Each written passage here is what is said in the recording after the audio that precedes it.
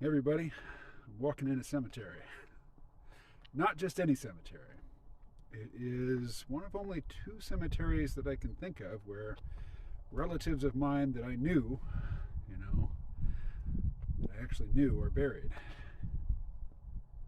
And it's in all probability that if I am buried, it will be in this cemetery. It's not Arlington National Cemetery by any stretch, or any of the very nice cemeteries that I have walked around in or broken into at night to party in. Not recently. But it is the cemetery that I can walk to from where I'm living right now, which is at my mother's house. And I was listening to something on Rumble by people that I can't tell you their names because I don't know their names. I was just following a link that somebody left on my Patreon. And 5G suddenly turned to Edge, and as far as I understand, you can't download Rumble videos to take with you. So I switched over to an episode of the Diet Soap podcast. And this was Doug talking to, I believe his name is Scott Swift. Could be wrong about that, and I've only heard a few minutes of it. The sketch that I got from the title and the show description in the first few minutes is a conversation about why is it that the perpetually online, particularly online left, why do they seem to disdain grooming? Like, shaving, getting your hair cut fairly often, wearing nice clothes, going to the gym, looking after their health, and not just their health, but their comeliness, their physical attractiveness.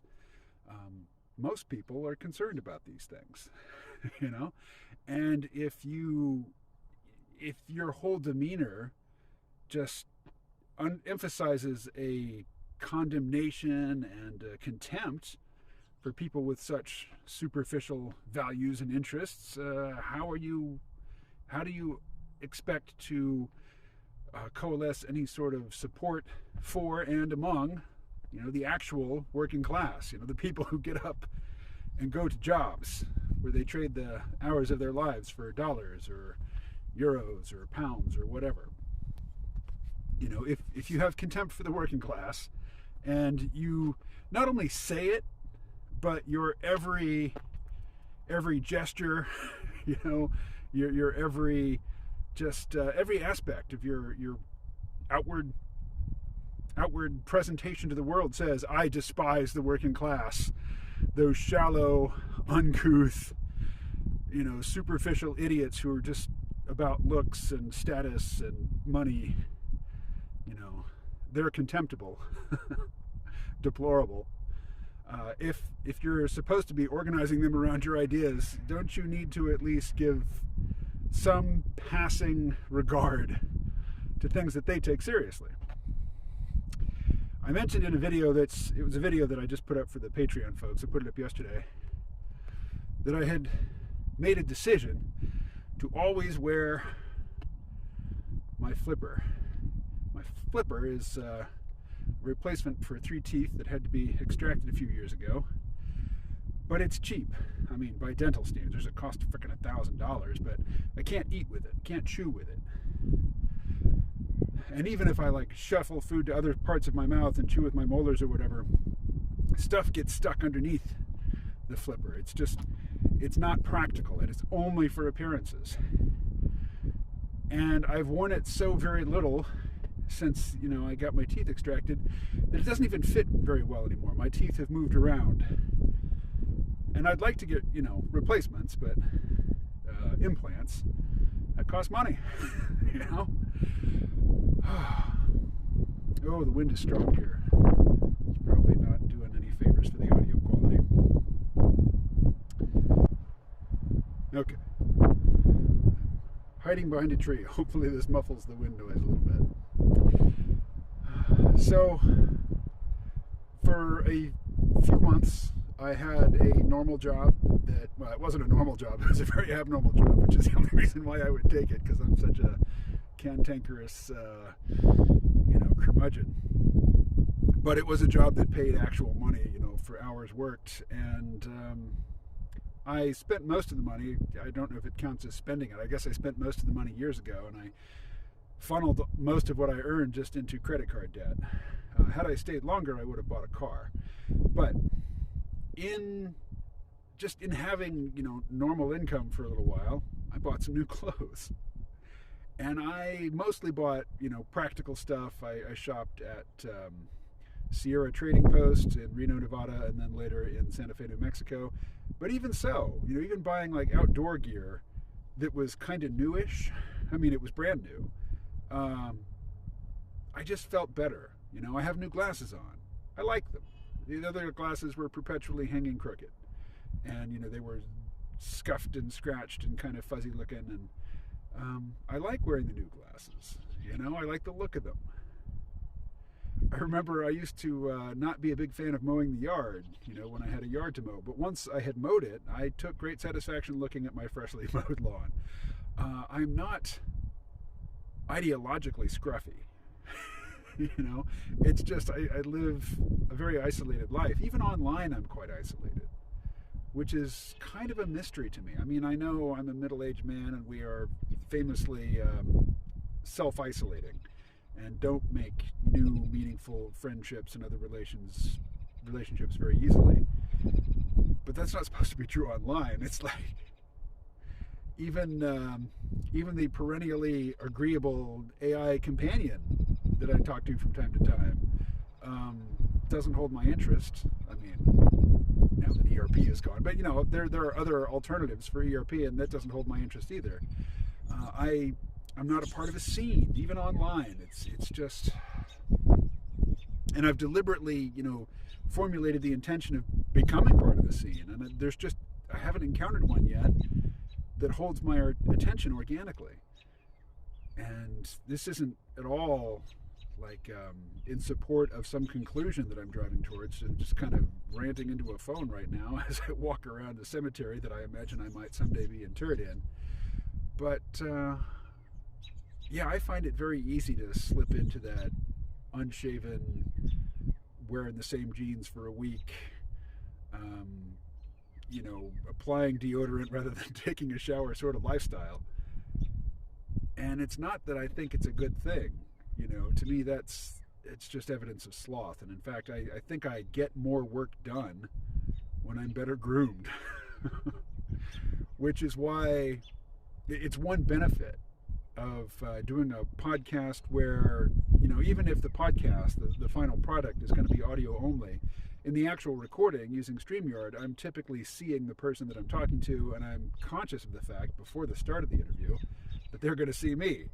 So I'm going to shower and shave and put on a clean shirt and,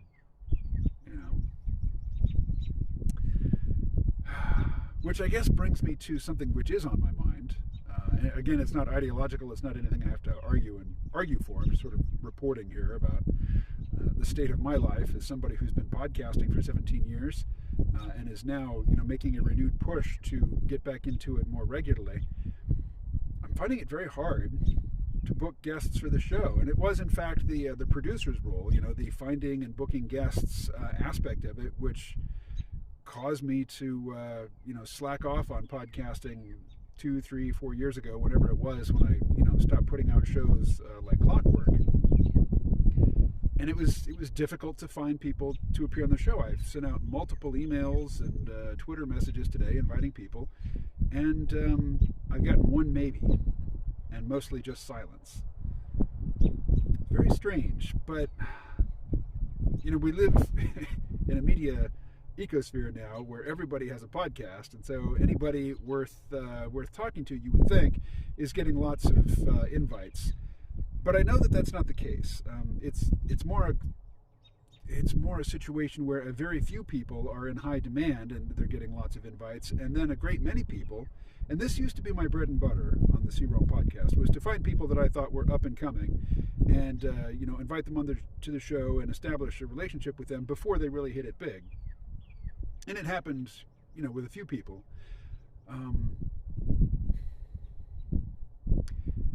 I find that people that I encounter online who seem to have something worth repeating and they say it well, I approach them about coming on the podcast and they demur. They don't say no outright, but they express doubts, and then the line just goes silent. And that's a little frustrating. And then the other frustrating thing is when I ask people, who should I talk to? Rather than getting, introductions to people that I've never heard of, people float names of YouTubers with hundreds of thousands of subscribers. People who are in demand, and I typically don't even reach out to them because I think, what's the point? Maybe that's a problem with my approach and my attitude. Maybe I should be sending out invites to the Joe Rogans of the world, but it just seems very far-fetched, And Joe Rogan's an extreme example because he has millions of subscribers and listeners, but even people who have like tens of thousands of subscribers, they're inundated with contacts from strangers, which I'm not inundated with contacts from strangers, but I get a few and I typically just ignore them. I don't even there are people who have been following my output for many years and commenting, and I see their names or I see their familiar icons, and I take them seriously. I read what they have to say. But if I put out a video or something about a topic that, for whatever reason, the YouTube curation algorithm decided to show it to a lot of people, and I start getting comments from people that I don't recognize, often, I'll read the first couple of sentences just to see how well they're written. If they're well written, I'll probably keep reading. But if they're not, I just tune it out. I don't. And again, I'm not inundated with this stuff. So people, with tens of thousands or hundreds of thousands of followers, they probably are inundated with it. They're just hard to get at. I mean, they don't publish their email addresses. How do you contact a big YouTuber? I don't know. And again, I'm more interested in finding those voices of people who really have something to say, who haven't said it a million times in various interviews. And I'm willing to do the work of, editing to clean up their rough presentation and make it sound more polished. And yet, it's harder for me to get people for the podcast now than it was in 2006 when I first started it. It's just bizarre. I don't know what to make of it. Anyway, if you have any thoughts on the topic, I think I've done something rather smart. As far as I can remember, I only made mention of one piece of media, so just one image to insert. When I do a video, or I'm 13 minutes into this one right now, maybe I'll shoot a 15-minute video. Maybe it's 17 minutes and I'll cut out some pauses and things, or maybe I said something which I later thought, I better reel that back in. So a 17-minute video becomes a 15-minute video. I might then spend 2 hours putting in images. And I know a lot of people aren't even looking at the screen. They just put on one of these things and then go do the dishes or whatever. So I was very wise in just talking extemporaneously and not mentioning specific people's work or articles or quotes or things like that. It'll make the editing a lot easier. All right, blah, blah, blah. That's me talking. If you have not been following me for years, but you've watched this and you have something to say, I'm going to make a mental note to read all the comments to this video. So if there's somebody that you think I should talk to for the KMO show, my new podcasting effort, let me know. And again, better than a suggestion is an introduction. Somebody that somebody who knows you, who will open your email or take your call. Those are the introductions I'm seeking, not somebody that you watch their YouTube channel and you haven't noticed that they have 714,000 subscribers.